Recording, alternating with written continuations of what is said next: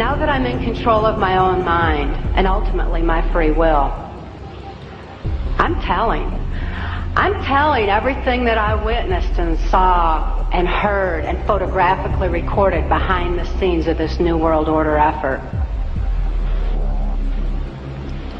These criminals that are in control of our country operate on the philosophy that secret knowledge equals power. Lampe, Missouri was a place where I heard George Bush and Bill Clinton talking, where from the point of view I had, they certainly were friends, and they didn't recognize any party lines between them. That's something for the, a smoke and mirrors illusion for the public. It's not something they adhere to, because they had exactly the same agenda, and that was for bringing in this New World Order.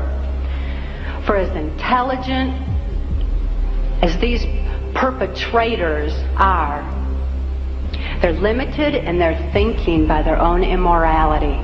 They don't have wisdom, they don't think deep, and they never considered the strength of the human spirit. It's time for truth to prevail. It's time that these truths were brought to light for the sake of humanity as we know it. The kind of long-term name going right back of this conspiracy is the great work of ages. It's used religion for its own ends, it's used science for its own ends, it uses any vehicle for its own ends. It does not have a party line, it does not have a basic religion, it just uses whatever vehicle is necessary to manipulate and control.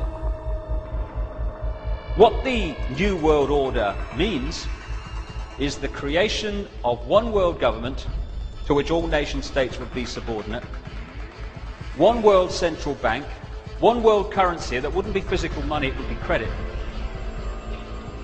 one world army, and as I'll come to later, a microchipped population.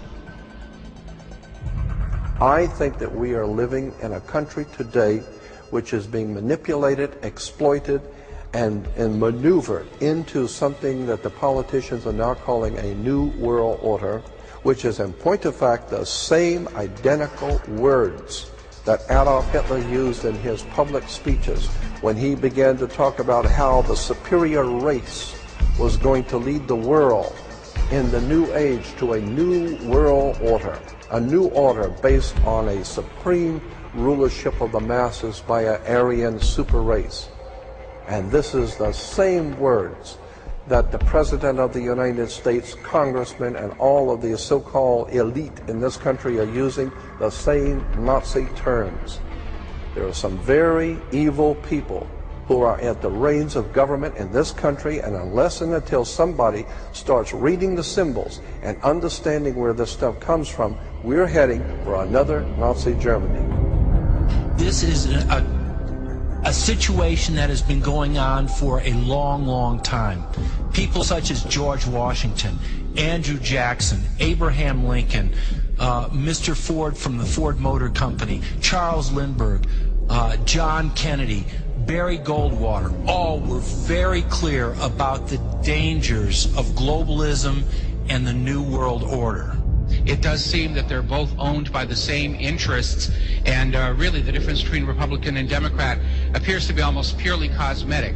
And it's almost irrelevant who's in the White House right now. They're all pushing this same agenda, this globalism, this one world government. And I got to tell you, every time I hear global governance or New World Order or one world government, I keep thinking, that's what Alexander the Great wanted. That's what Napoleon wanted. That's what Rome tried to do. That's what Hitler tried to do. This idea of a single global government is nothing but the vanity of the rich and powerful run amok. And it never works out well for the ordinary people of the planet Earth. Let's turn now to the G20 summit in London. President Obama calling the meeting a turning point.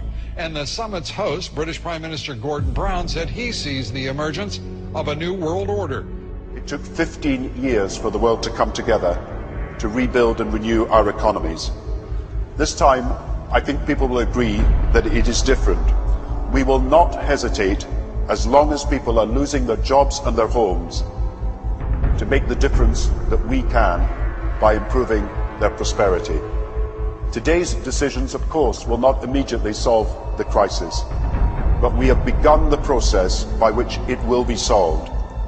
We are engaging in a deep process of reform and restructuring of our international financial system for now and for the future, and we have maintained our commitment.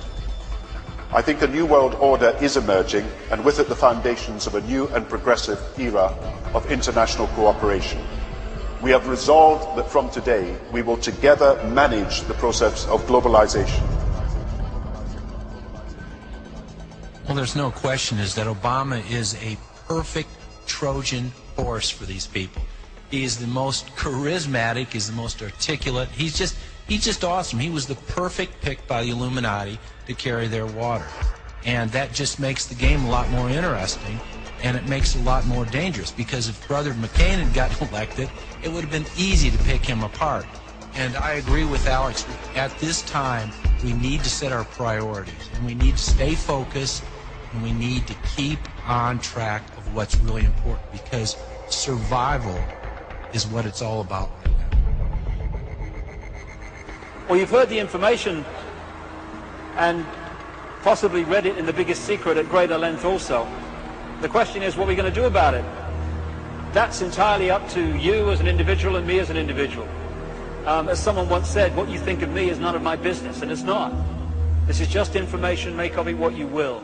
But what we make of it and what we decide to do in the light of this knowledge will decide the kind of world that we and our children are going to live in the next few years and beyond. The Chinese have a word that means at the same time both danger, crisis, and opportunity. And that's the situation we're in now. Yes, there's a crisis. Yes, there's a danger of this global fascist state becoming reality, but it's also an opportunity to wake up and make the change that will turn this planet from a prison into the paradise it once was and the paradise it will become again. And that is about choice. Choosing what we do as a result of what we know. And to change, as Bill Hicks said, doesn't need big bank accounts. It just means a choice right now between fear and love. Fear is the four-letter word that has controlled this planet and this human race for thousands of years. Love is the word that will set us free.